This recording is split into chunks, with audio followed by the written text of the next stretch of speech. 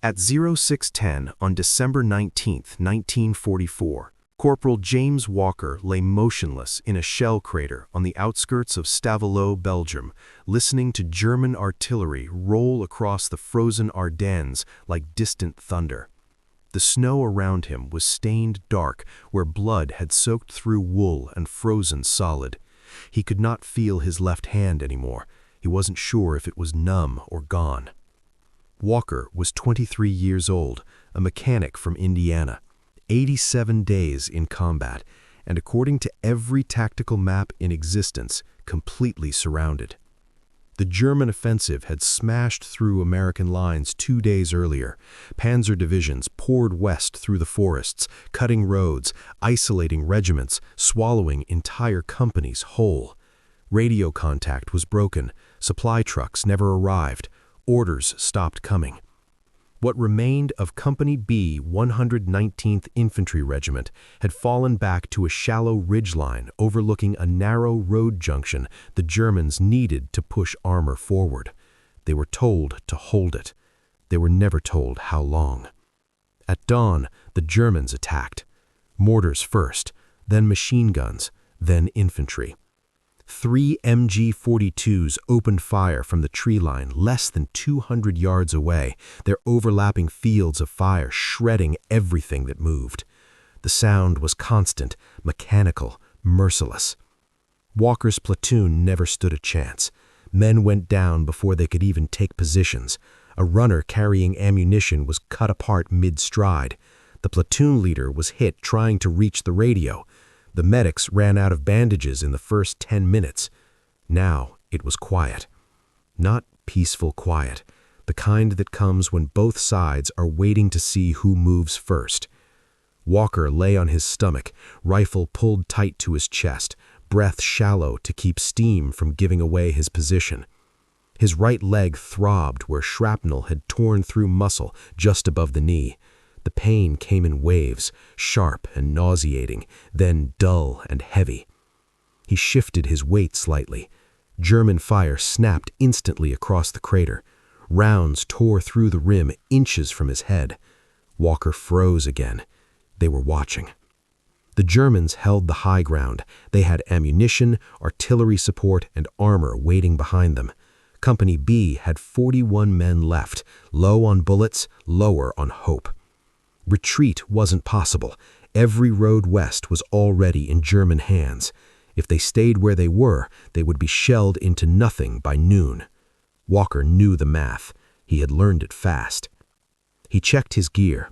M1 Garand, 3 clips left, 1 fragmentation grenade, no radio, no smoke. That was all. Across the shallow ridge, he could see what remained of his platoon pressed into the snow and dirt. Some were wounded, some stared blankly ahead, a few were praying. No one was moving. The Germans fired again. Short burst, pause, short burst. Walker watched the pattern. He waited.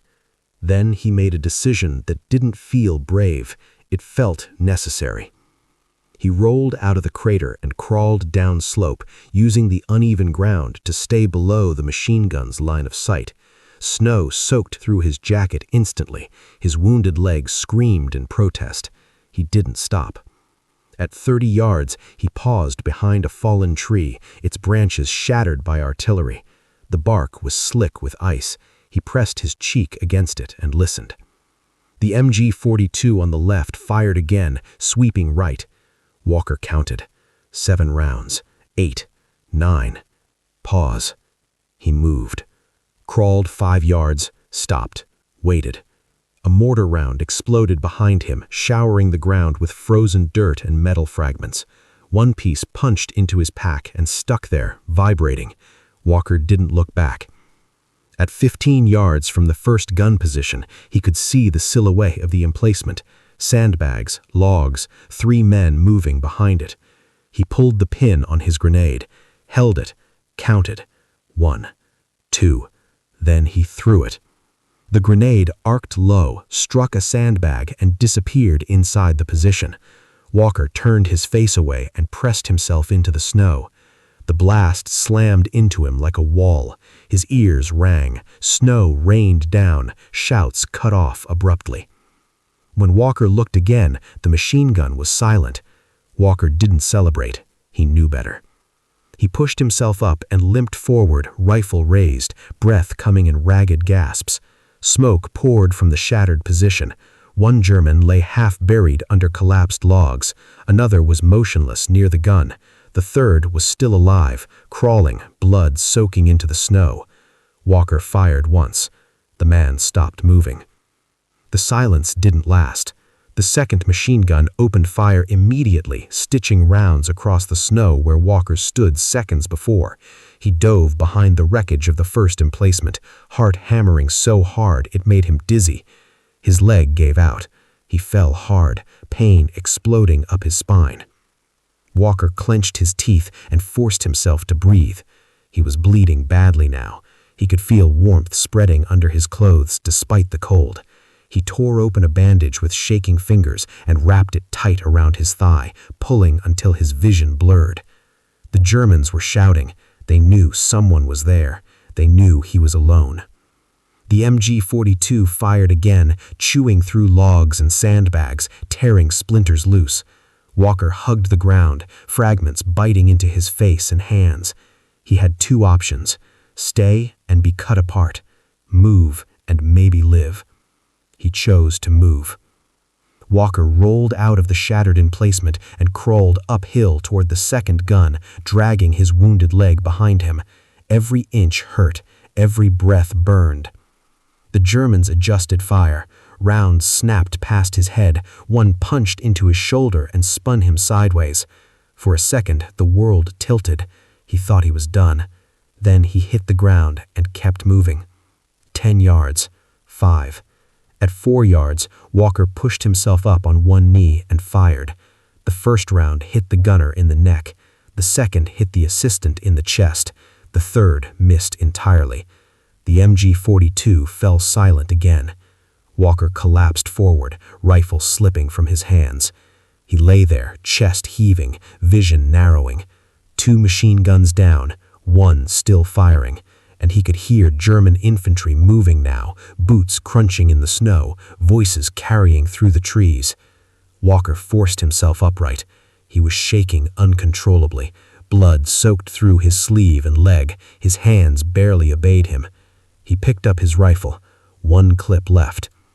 He turned toward the third position. It was higher up the slope, dug into thicker timber, commanding the entire road junction. The gun fired in long bursts now, suppressing the remaining Americans below. Walker knew that if it stayed active, Company B would be annihilated. He started crawling. Each movement felt slower than the last. The cold burned his lungs. His wounded leg dragged uselessly. Blood left a dark trail behind him in the snow. The Germans fired again, closer.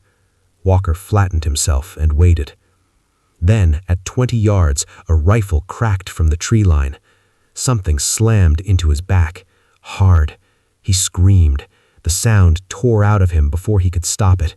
Pain exploded through his torso, white-hot and overwhelming.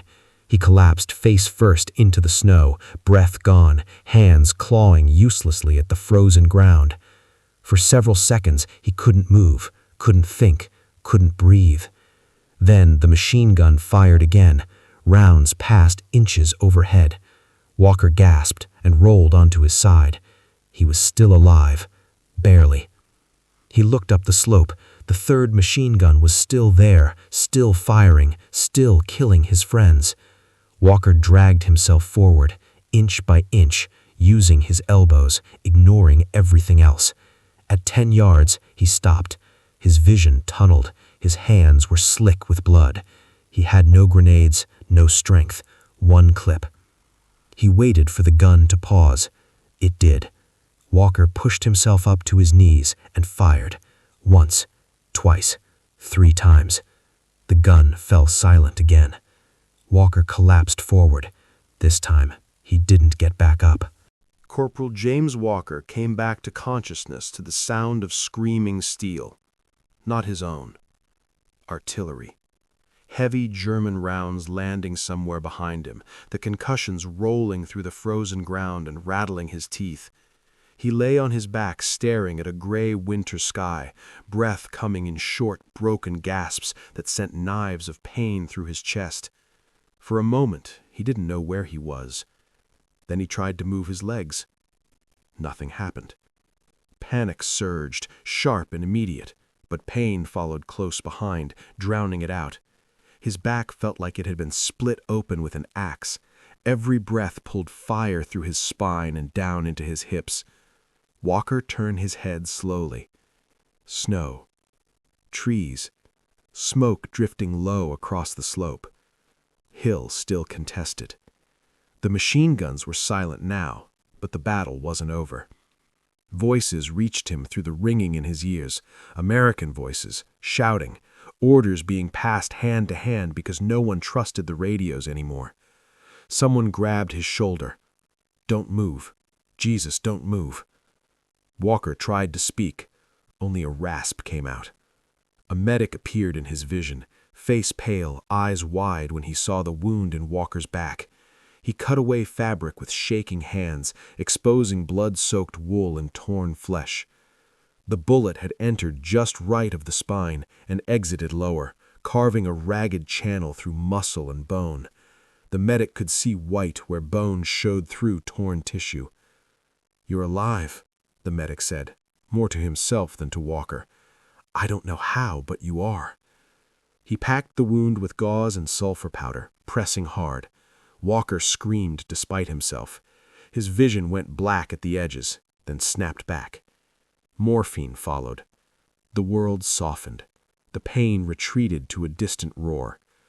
Walker was lifted onto a poncho stretcher and carried downslope. He watched tree branches pass overhead, watched smoke drift sideways in the cold air, watched men he knew move forward past him toward the road junction he had just helped open. Company B was advancing. They were moving again. The Germans were pulling back. Walker lost consciousness again before they reached the aid station. He woke up in a church.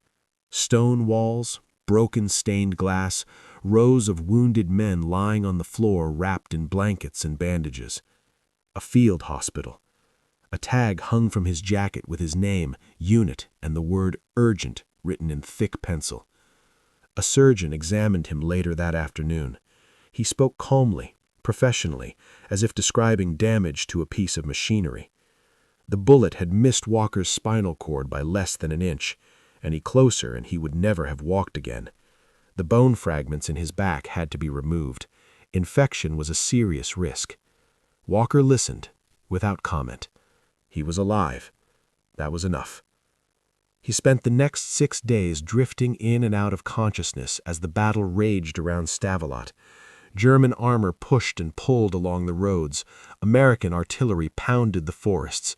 The sky stayed gray. The cold never eased. On December 26th, the Germans finally fell back.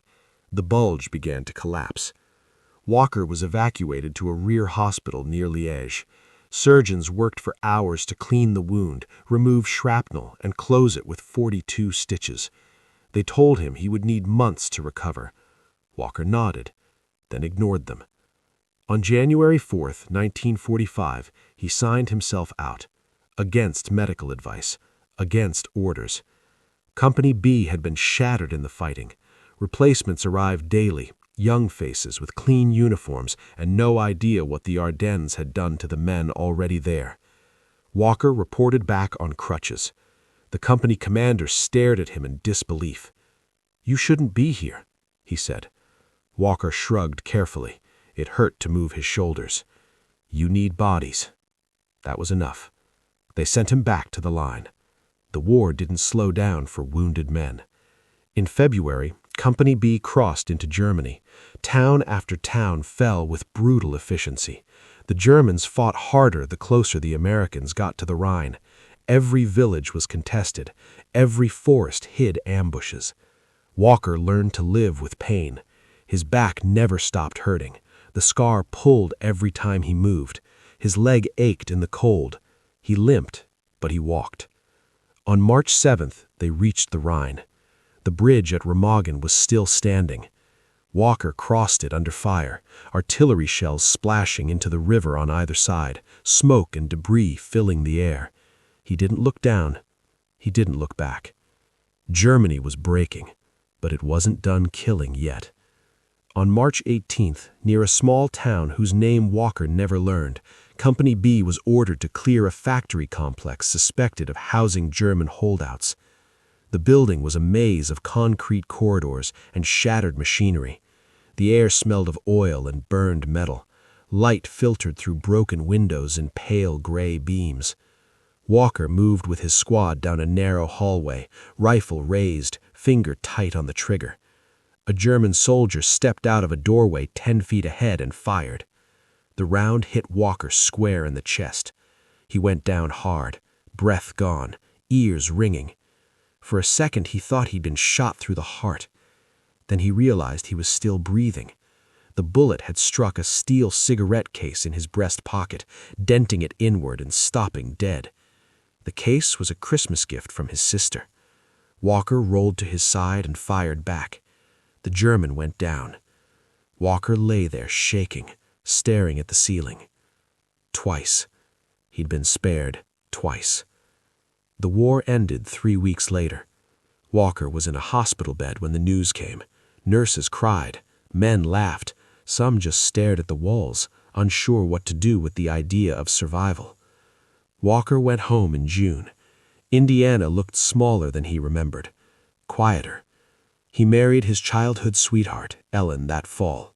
He took a job repairing engines at a local plant. He learned to sleep through pain. He learned to live with the memories.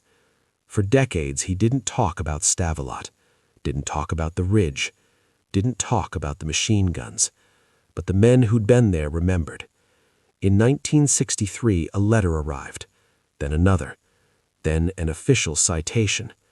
James Walker was awarded the Distinguished Service Cross for extraordinary heroism in action against enemy forces in Belgium, December 19, 1944. The citation listed distances, actions, numbers. It didn't list the fear, or the cold, or the way the snow felt against his face as he crawled forward knowing he might not come back. Walker accepted the medal quietly. He didn't make speeches. He didn't correct anyone who called him a hero. He knew the truth. He had just been the one who moved when no one else could. James Walker died in 1998, at the age of 77. He walked with a limp to the end. The scar on his back never faded. Neither did the road junction outside Stavelot. It's quiet now, just a bend in the road. Cars pass through without slowing. No marker tells them how close it came to disappearing. No sign explains why so many men lived. But some ground remembers. And sometimes, that's enough. James Walker never considered himself lucky. Luck, in his mind, was something careless people believed in to explain outcomes they didn't understand. What had happened to him during the winter of 1944 felt less like luck and more like a series of narrow margins stacked one on top of another.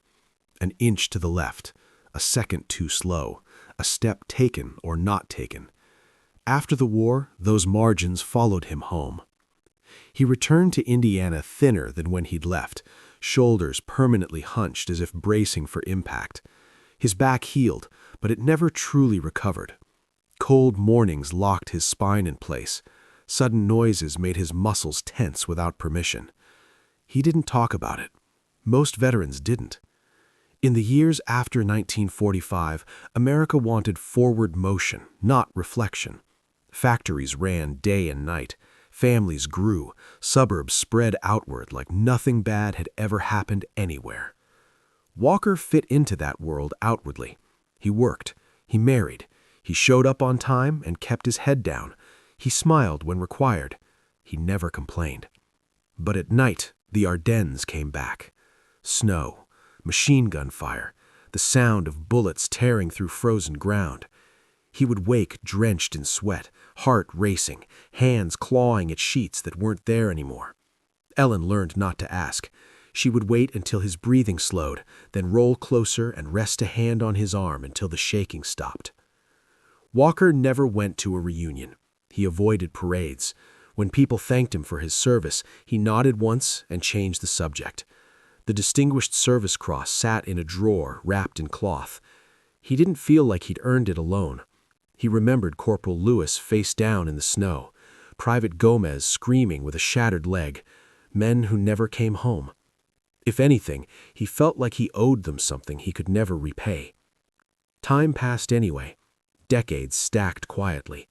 The war faded into textbooks and grainy black and white footage narrated by calm voices that never captured the smell of cordite or the way frozen mud felt against skin. Walker aged. His hair went gray, then thin. His limp worsened. Doctors told him arthritis had set in around the old wounds. They offered pills. He took them when the pain got bad enough. In 1993, nearly 50 years after Stavelot, a letter arrived from Belgium. It was written by a local historian who had been researching the fighting around the road junction outside town. He had tracked unit movements, casualty reports, German after-action records. One name appeared again and again: James Walker. The historian wanted to meet. Walker almost declined, but something made him say yes. They met on a quiet afternoon in a small Belgian cafe. The historian laid maps out on the table, tracing lines with his finger, explaining how close the German breakthrough had come, how the delay at that junction had forced armored units to reroute, buying time for American defenses further west. "You stopped them," the historian said simply. Walker shook his head. "We all did." The historian nodded. "Yes, but you were the one who broke the machine guns." Walker didn't respond. He stared at the map. For the first time, he saw the battle from above, not as fear and noise and pain, but as movement and consequence. He saw how a few minutes mattered, how a small action rippled outward. When he left the cafe, the cold air cut through his coat. It reminded him of Belgium in winter. He slept that night without dreams. 5 years later, Walker died quietly in his sleep. He was 77. Ellen found him in the morning, hands folded loosely on his chest, face calm. The scar on his back was still visible, a pale line running across his skin like an old map marking a place he had once crossed and survived. At the funeral, there were no speeches about heroism, just family, friends, a folded flag. The medal stayed in the drawer. Years passed again. Eventually, Ellen sold the house and moved closer to her daughter. While packing, she found the drawer. Inside were letters Walker kept but never opened again, citations, old photographs, a map folded so many times that the creases had worn thin. She donated them to a small museum dedicated to the Battle of the Bulge. The curator read through the material slowly, carefully. In 2014, a stone marker was placed near the road junction outside Stavelot. It didn't mention medals. It didn't list statistics. It simply said that American infantry held this ground against overwhelming force during the winter of 1944. Visitors rarely stopped. Most people drove past without noticing. But every year, on December 19th, someone placed flowers there. No one knew who. Some said it was a local farmer. Others thought it was a veteran passing through. Maybe it was just someone who had read the marker and felt something pull at them. History doesn't always announce itself. Sometimes it whispers. The snow still falls in the Ardennes. Roads freeze. Trees stand where they always have. The land remembers what happened, even when people forget. James Walker never sought to be remembered. He never believed his actions were extraordinary. But on a frozen morning in 1944, when nothing else worked, he moved forward. And because he did, others lived. That is all history ever really asks.